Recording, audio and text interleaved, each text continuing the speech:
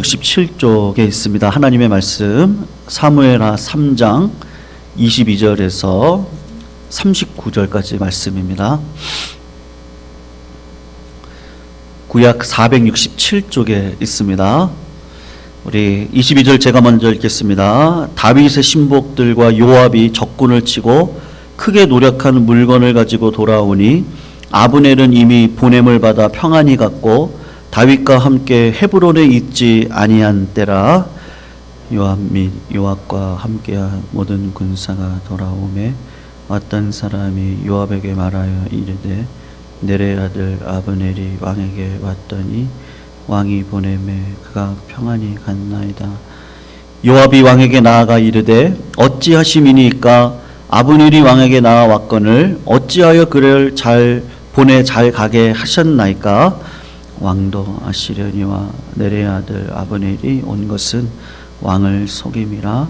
그가 왕이 출입하는 것을 알고 왕이 하시는 모든 것을 알려 함이니이다 하고, 이에 요압이 다윗에게서 나와 전령을 보내 아브넬을 쫓아가게 하였더니 시라 우물가에서 그를 데리고 돌아왔으나 다윗은 알지 못하였더라.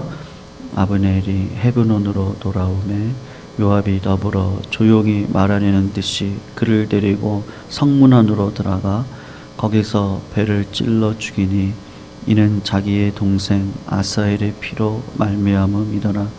그 후에 다윗이 듣고 이르되 내레 아들 아브넬의 피에 대하여 나와 내 나라는 여호와 앞에 영원히 무죄하니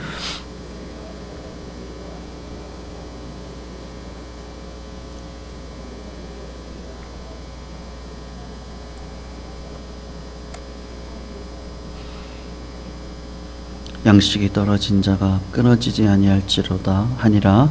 요압과 그의 동생 아비새가 아브넬을 죽인 것은 그가 기브온 전쟁에서 자기 동생 아사헬을 죽인 까닭이었더라. 다윗이 요압과 및 자기와 함께 있는 모든 백성에게 이르되 너희는 옷을 찢고 굵은 배를 띠고 아브넬 앞에서 애도하라 하니라. 다윗 왕이 상여를 따라가 아브넬을 헤브론에 장사하고 아브넬의 무덤에서 왕이 소리를 높여 울고 백성도 다 우니라. 왕이 아브넬을 위하여 애가를 지어 이르되 아브넬의 죽음이 어찌하여 미련한 자의 죽음 같은고 내 손이 결박되지 아니하였고 내 발이 착고에 채이지 아니하였거늘 불의한 자식의 앞에 엎드러진 같이 내가 엎드러졌도다 하매 온 백성이 다시 그를 슬퍼하여 우니라. 석양에 뭇 백성이 나와 다윗에게 음식을 권하니 다윗이 맹세하여 이르되 만일 내가 해지기 전에 떡이나 다른 모든 것을 맛보면 하나님이 내게 벌 위에 벌을 내리심이 마땅하니라 하매 온 백성이 보고 기뻐하며 왕이 무슨 일을 하든지 무리가 다 기뻐하므로 온 이스라엘이 내레 아들 아브넬을 죽인 것이 왕이 한 것이 아닌지를 아니라. 왕이 그의 신복에게 이르되 오늘 이스라엘의 지도자여 큰 인물이 죽은 것을 알지 못하느냐. 내가 기름 부음을 받은 왕이 되었으나 오늘 약하여서 아들인 이 사람들을 제어하기가 너무 어려우니 여호와는 악행한 자에게 그 악한 대로 갚으실지로다 하니라. 아멘.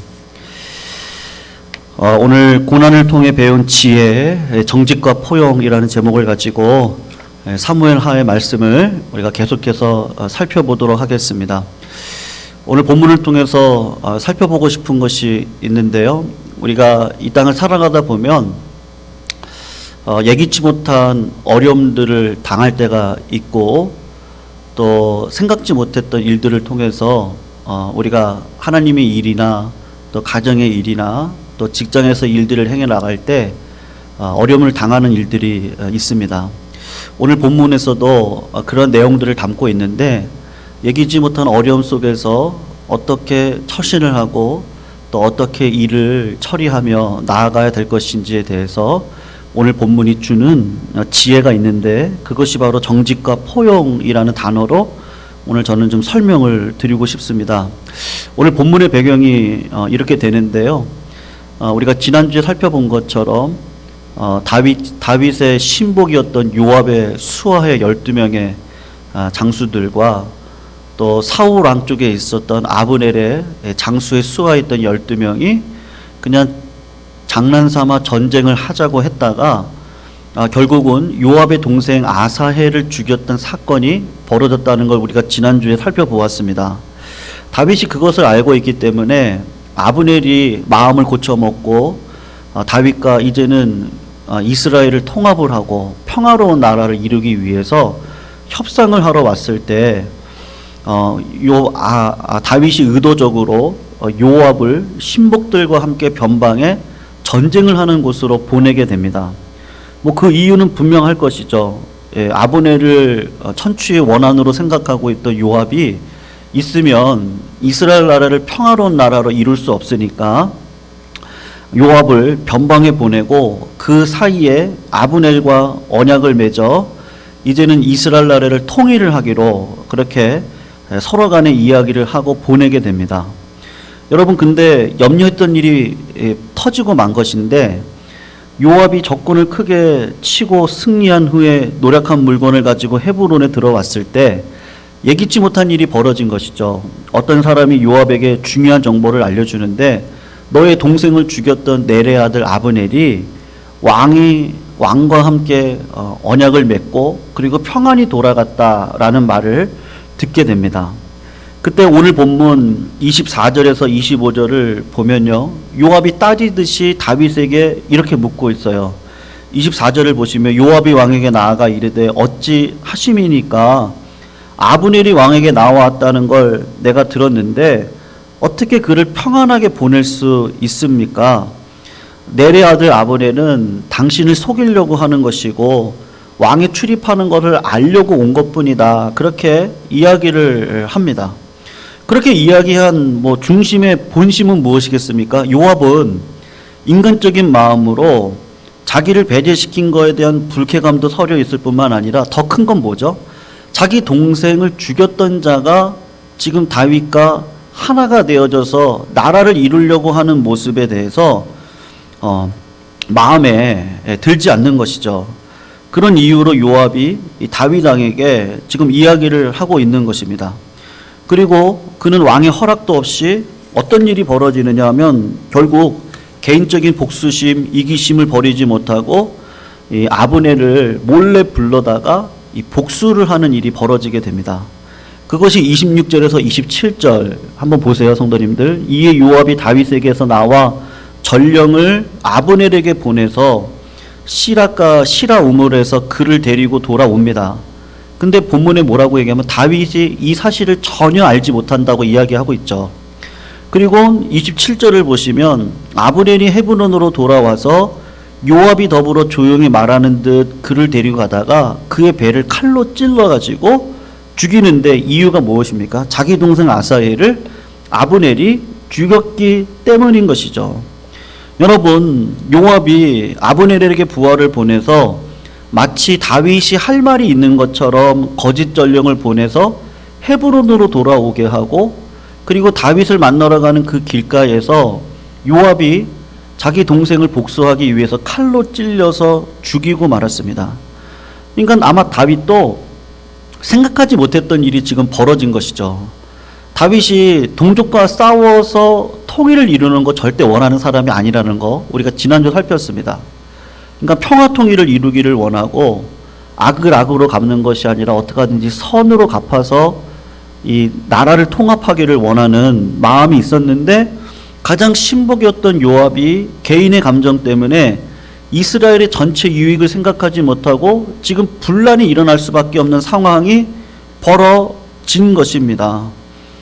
여러분, 이런 일이 벌어졌을 때 결국 그 책임은 누구에게 돌아가죠? 교회의 모든 분란의 책임은 저도 똑같이 생각하고 있습니다만 목사 책임입니다. 성도님들이 어떤 실수를 하고 했던 그거는 목사의 책임이 가장 큽니다.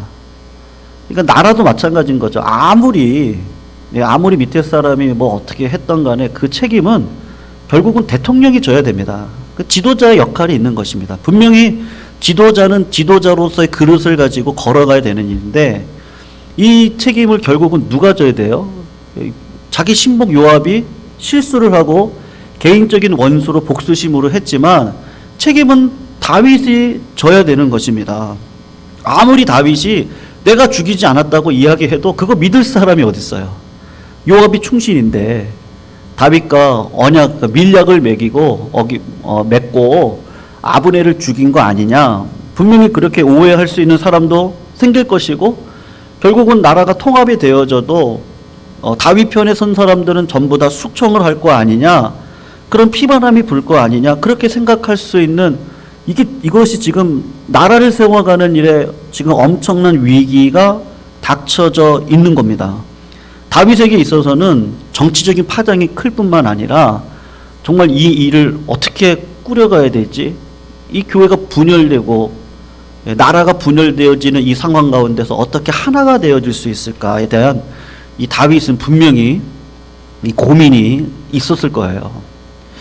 여러분, 제가 이번 주에 어떤 기사를 하나 읽다가 참 이분이 예수님을 믿는지 안 믿는지 모르겠는데요.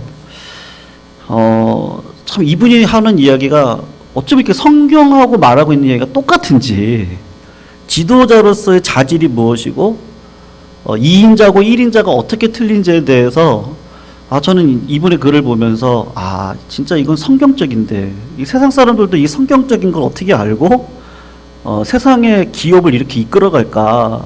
제가 좀 이렇게 오늘 말씀을 연구하다가 이 똑같은 어떤 기사를 우연히 읽게 되면서 깨닫게 되어진 부분인데요. 제가 오늘 소개하고 싶은 분이, 제가 이런 이야기를 잘 안 하는데 제이미 다이먼이라고 하는 미국 금융회사 유명한 회사 있습니다. JP 모건의 CEO가 있으세요. 지금 이분 나이가 64세인데 이분이 어떤 전력이 있으시냐면 상당히 유능하신 분이고 똑똑하신 분이에요. 그래서 42세 때, 그러니까는 1998년도인데 그때가 이분의 나이로는 그때 어떤 회사와 시티은행을 합병을 시킵니다. 42세 때 그런 능력이 있었던 사람이에요. 합병을 시킬 정도로 얼마나 열심히 일하는 사람인지 일주일에 80시간 이상을 근무하는 건 기본일 뿐만 아니라 이분의 전력도 화려해요. 그래가지고 우리는 뭐 유명한 대학 하면 하버드만 생각하지만 사실은 뭐 하버드 외에도 좋은 대학들이 많이 있습니다. 근데 그 중에 터프츠 대학이라는 대학이 있어요, 미국에. 근데 그 대학을 나오고 또 이 경영대학은 하버드 경영대학원에서 MBA도 받고 화려한 이력을 가지고 실력이 뛰어나고 성실하게 일을 하니까 시티은행하고 한 회사를 합병을 시켜서 시티 큰 그룹으로 만듭니다. 근데 참 신기하죠. 딱 그렇게 만들고 난 다음에 해고를 당하게 해요. 딱 해고를 당하고 이 사람이 3년 동안 아무 일도 못하고 지나가게 되는데 3년이 지나고 난 다음에 이분이 금융회사 뱅크원의 CEO로 취업을 해가지고 3년 만에 놀라운 실적으로 회사를 부활시키고 그리고 결국에는 JP 모건으로 건너가서 CEO로 지금까지 활동을 하고 있는데 이분이 바닥 생활을 거치면서 깨달은 이 리더의 4가지 특성에 대해서 이야기를 합니다. 근데 저는 참 놀라운 게 이분이 말하고 있는 게 참 성경적인 걸 그대로 이야기하고 있더라고요. 진짜 리더의 특징이 무엇이냐? 첫 번째가 겸손함, 두 번째가 개방성, 세 번째가 공정성, 네 번째가 진실성, 이렇게 이야기를 하는데 여러분, 이분이 얘기하는 겸손함, 우리는 소위 겸손함이라고 이야기를 하면 자신을 낮추는 거라고 생각을 하지 않습니까? 그러니까 일을 할 때 나는 부족하다 스스로 낮추고 업무 성과가 다른 사람들보다 좋은 사람들에게 공로를 돌리는 걸 겸손이다. 우리는 보통 그렇게 생각을 하는데 이분이 이야기하는 겸손은 뭐라고 이야기를 하고 있느냐 하면 내가 대우받기를 원하는 대로 다른 사람을 대우해 주는 게 겸손이다. 제가 똑같이 생각하고 있는 사실 겸손의 정의거든요. 우리 주님이 뭐라고 말씀하시죠? 나는 온유하고 겸손하니 나에게 와서 배우라 그랬습니다. 우리 주님처럼 겸손하고 온유한 사람이 없는데 그 주님이 산상수훈에서 하셨던 말씀이 무엇이죠? 이것이 율법과 선지자의 강령이라고 하시면서 하셨던 말이 남에게 내가 대접받고 싶은 대로 남에게 대접을 하라. 그게 모든 율법과 선지자의 강령이라고 그랬거든요. 그러니까 겸손함이라고 하는 것이 우리는 윤리적이고 도덕적으로 생각해서 남을 나보다 낫게 나는 별거 아니에요 이렇게 이야기하는 것이 아니라 내가 대접받고 싶은 대로 남을 대접해 주는 것이 겸손함이라는 거예요. 그렇게 생각을 한다는 것이죠. 개방성이라고 또 얘기를 하는데 모든 사람을 편견이나 선입견 없이 보려고 노력을 하는 거, 그리고 공정성, 차별 없이 대우를 하는 것이고, 진실함이라고 하는 거 거짓말하지 않는 것이 아니라 이분이 정의하는 진실함은 내가 말한 대로 행동을 하는 게 진실성이다. 그렇게 이야기를 한 거예요. 여러분, 세상에 얼마나 똑똑한 사람이 많습니까? 세상에 얼마나 능력 있는 사람이 많아요.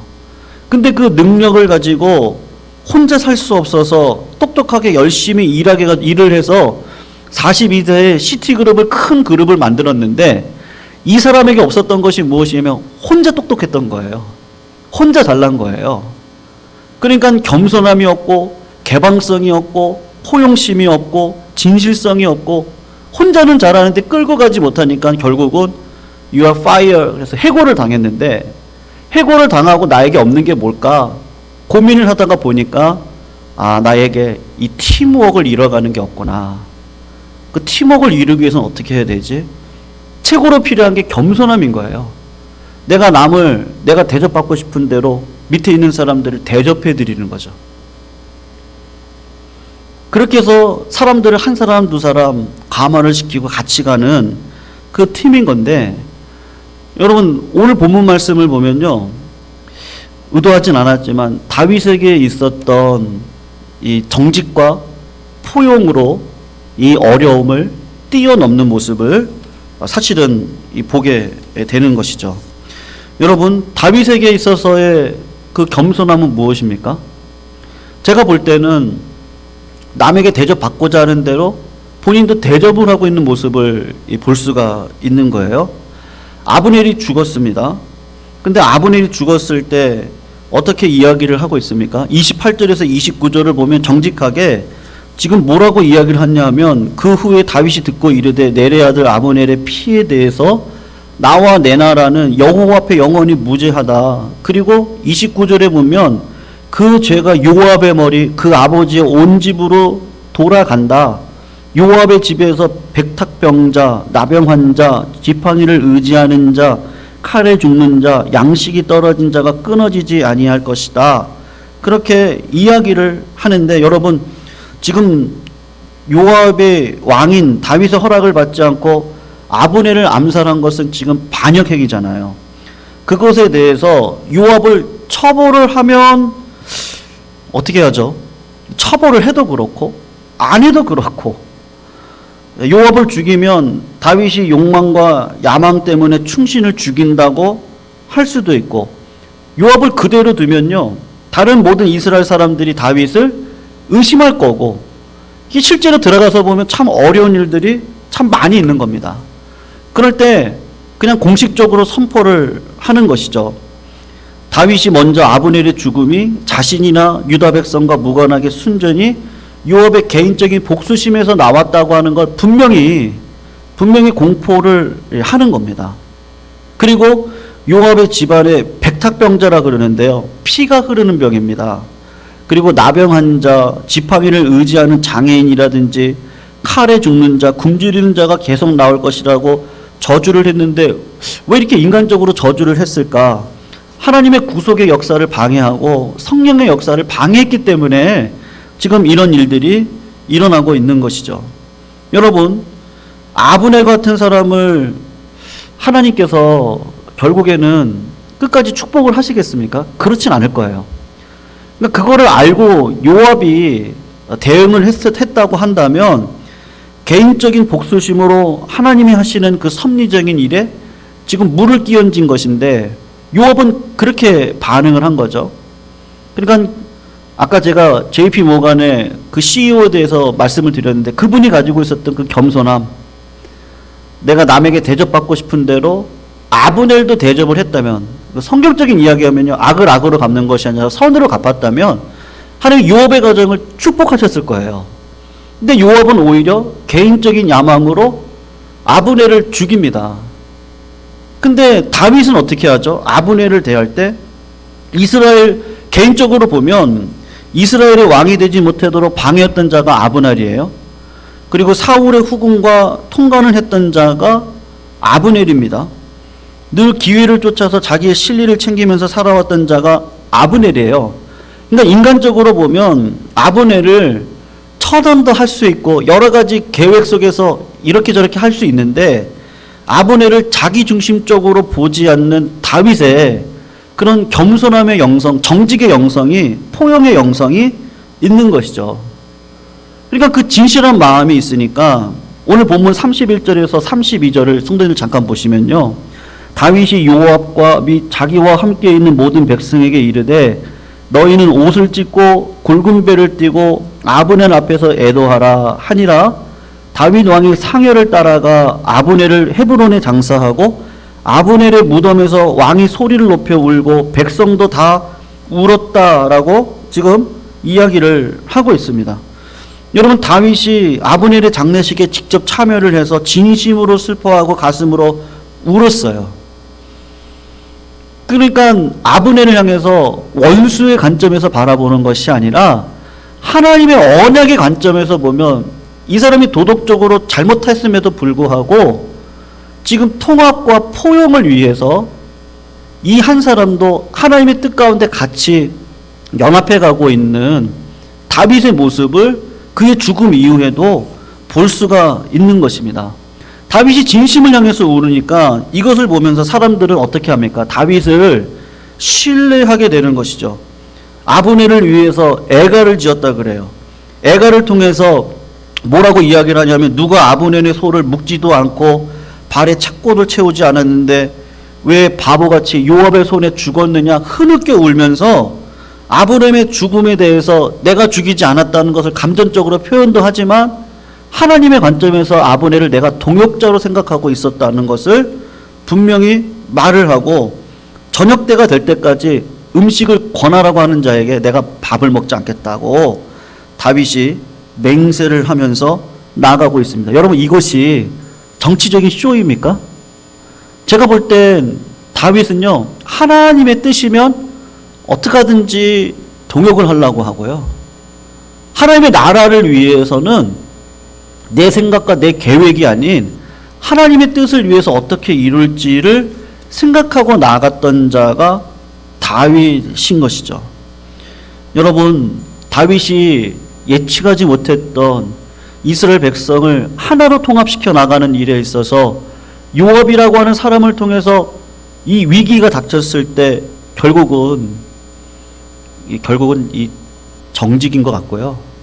그 하나님 앞에서의 가난함, 그것이 아니면 사람 마음도 그런 것 같아요. 성도님들, 사람 마음을 다 압니다. 한 3개월만 지나면요 어떤지를 다 알죠. 뭐 우리 교회가 지금 우리 청년들이 있다면 4계절을 지나 보면요, 우리 청년들 교제할 때 인생의 4계절만 지나도 그 사람이 어떤지를 알죠. 그리고 결혼을 시키려고 해도 사실은 한 교회에서 결혼하는 게 좋더라고요. 왜냐하면 부모님을 다 알잖아요. 부모님의 성품이 어떻고 부모님이 걸어오신 길들이 있어요. 교회를 위해서, 하나님의 나라를 위해서 어떻게 헌신했는지를 다 압니다. 그러니까 자녀들은 부모를 쫓아가니까 지금은 조금 부족한 것 같아도 부모님이 저런 분이라면 그렇게 해서 안정적으로 결혼시키는 게 제가 볼 땐 좋더라고요. 그러니까 사람들이 다 아는데 결국은 매일매일 한 걸음을 걸어가고 있는 그분의 인생을 보면 어떤지를 다 아는데 다윗이 하나님 앞에 어떻게 왔습니까? 뭐 계략을 꾸며서 왔습니까? 그런 것이 없었어요. 그냥 아버지 말씀에 순종해서 전쟁터에 형들에게 떡을 갖다 주러 갔다가 골리앗을 만나게 됐는데 자기 신앙으로 볼 때 골리앗 하나님께서 가만두지 않을 걸 아니까 너는 칼과 창으로 나오지만 나는 여호와의 이름으로 나아간다. 그렇게 믿음으로 고백했던 그 시작에 자기는 원하지도 않은데 하나님께서 기름을 부으셔서 왕을 세우시고 그리고 10여 년의 세월을 흘려보내시고 그리고 30세에 어정쩡한 왕이 되게 하시고 그런 가운데서도 사울을 죽이지 않고 걸어갔던 그 하루하루의 성실한 가운데 지금까지 왔으니까요. 이게 정치적인 쇼가 아니라 하나님의 나라를 어떻게 이룰까를 생각할 때 인간적인 관점에서 보지 않고 모든 것들을 주의 뜻에서 바라보고 걸어가는 것이죠. 그러니까 백성들도 다윗의 마음을 아니까요. 저는 참 36절, 37절이 참 부러운 말씀이면서도 우리 교회가 이렇게 돼야 된다 생각합니다만, 온 백성이 보고 기뻐하고 왕이 무슨 일을 하든지 무리가 다 기뻐하므로 이날에 온 백성과 온 이스라엘이 넬의 아들 아모네를 죽인 것이 왕이 한 것이 아니다. 우리 예강교회에 속한 모든 성도님들이 결국에는 하나님 나라를 위해서 저렇게 하려고 했던 거구나. 그걸 이 지역사회가 알고, 먼저는 우리 성도 간에 먼저 하나가 되어지는 것이죠. 그럴 때 이 하나님의 나라는 평화롭게 분명히 세워질 수 있는 줄로 믿습니다. 분명히 이스라엘 백성들이 다윗을 의심을 했습니다. 그러나 다윗이 금식하고 음식을 한 접도 먹지 않고 아브넬을 향한 애도를 했을 때 비로소 다윗의 진심이 받아들여지게 되고, 결국은 다윗에게 왔던 그 엄청난 암초로 인해 풍지박산이 날 수도 있는 이 상황을 축복으로 승화시키는 일들을 하게 되어졌는데, 결국은 여러분 우리가 인생을 살아가다 보면요, 이 죄악된 인생에 살아가기 때문에 다 부족하거든요. 부족하다 보니까 이런 일들이 벌어질 수가 있습니다. 예상한 대로 진행되지 않을 때 우리가 어떻게 해결을 해야 됩니까? 다윗은 아마도 고난을 통해서 배웠던 지혜가 있다고 생각해요. 우리가 지난 사무엘상을 보면서요, 25장이에요. 사무엘상 25장에 다윗이 사울을 죽일 수 있는 기회가 있었습니다. 그때 다윗이 잘못한 일이 있었어요. 사울을 죽이지는 않았는데 사울의 옷자락을 베었어요. 그래서 25장을 보면 다윗이 양심의 가책을 느꼈다고 그래요. 그러니까 기름 부은 자의 옷을 벤 거는 잘못한 일이었어요. 근데 잘한 건 뭐죠? 악을 악으로 갚지 않고 선으로 갚았어요. 그랬더니만 하나님께서 25장에 가면요, 어떤 사건이 벌어지냐면 나발 사건이 벌어져요. 다윗도 인간이기 때문에 이 마음이 막 격해져 가지고요, 나발의 그 양떼들을 자기가 다 지켜줬잖아요.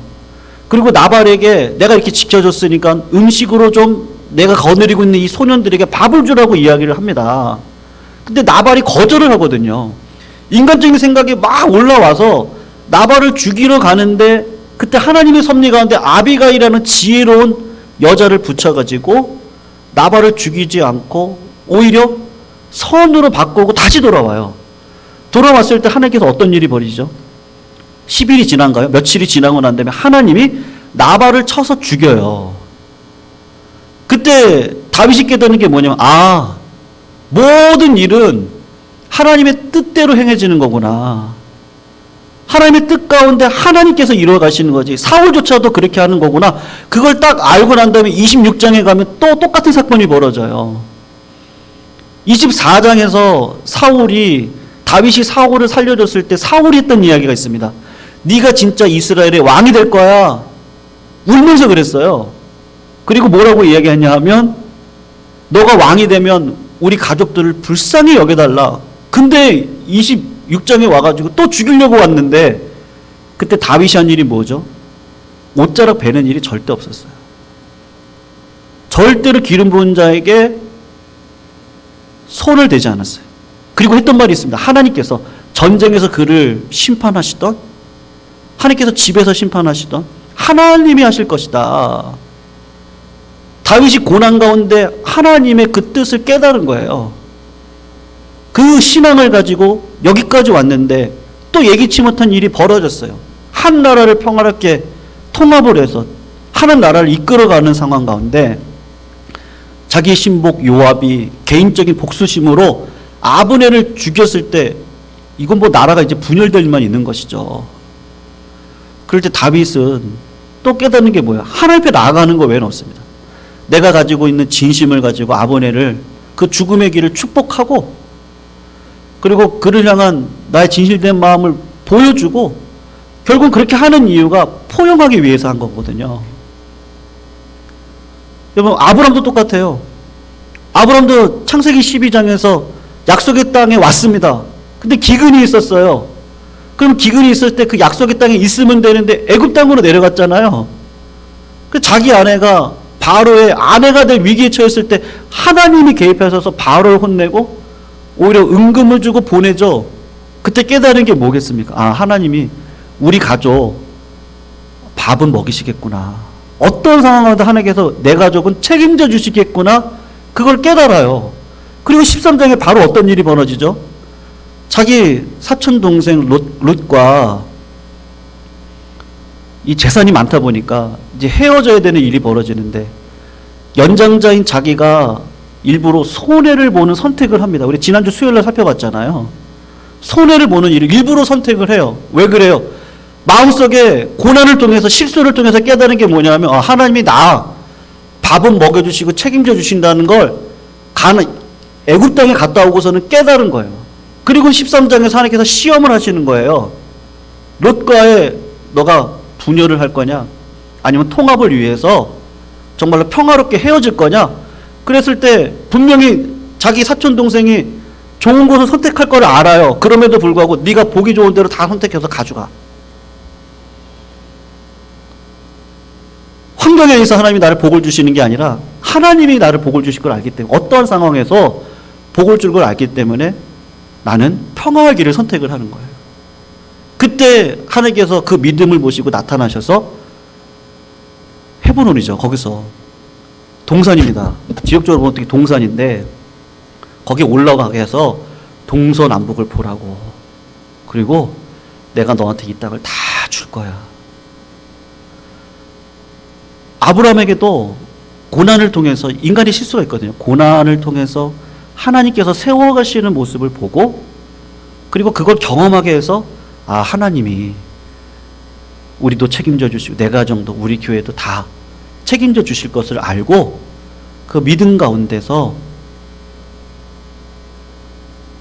결정적으로 선택을 해야 될 상황 가운데 하나님의 나라와 의를 선택하는 자리에 설 수 있도록 하나님이 우리를 연단시켜 가시고 계시는데 다윗이 그 연단 가운데 이 끝자락에서 지금 또 어려운 가운데 있을 때 지금까지 해왔던 그 신앙의 방식대로 또 정직으로 포용으로 선택을 해서 걸어가고 있는 거죠. 안 그랬으면 어떻게 돼요? 요압을요 죽여야 돼요. 내 뜻을 거절했던 요압을 죽여야 나라가 한마디로 뭐 도가 쓰는 거죠. 법이 쓰니까. 근데 그렇게 하지 않고 하나님의 모든 것들을 맡기고 오히려 자기는 신앙 안에서 고백을 하고 있는 이 모습을 통해서 오히려 백성들이 다 돌아오는 일들이 벌어지는 것입니다. 성도님들, 다윗의 이런 순발력의 지혜는 어디서 왔습니까? 수많은 역경을 헤쳐오면서 온 역경의 열매입니다. 사람이 고난을 당하지 않으면요, 지혜를 터득할 수 있는 방법은 정말로 없습니다. 우리 학생들이 공부가 너무 힘들다 그러는데 그 힘든 공부를 해야 세상에 살아갈 수 있는 지식을 얻는 것처럼 하나님께서 이 영적 세계에는 공짜가 없잖아요. 지름길을 가르쳐주면 그건 이단입니다. 그리고요, 적은 것을 인풋하고 큰 것을 얻으려고 하는 것도 이단이에요. 하나님은 절대로 그렇게 하지 않으세요. 큰 것을 드리게 하시고 더 큰 것을 주세요. 십자가 길을 걷게 하시고 하나님 나라와 영광을 주시지 지름길이나 그런 거 절대 하나님 세계에서는 없습니다. 그러니까 다윗과 같이 저희들도 오늘 그런 믿음의 길을 걸어가는 일에 우리가 최선을 다해서 순종하며 걸어갈 때 정직과 포용을 오늘 꼭 기억하시고 하나님 앞에 정직하고 또 포용력으로 어떻게 하든지 화목하게 함께 웃고 울을 수 있는 그런 공동체를 세워가는 일들에 우리 모든 성도님들이 다 그렇게 쓰임 받으시기를 주님의 이름으로 축원합니다.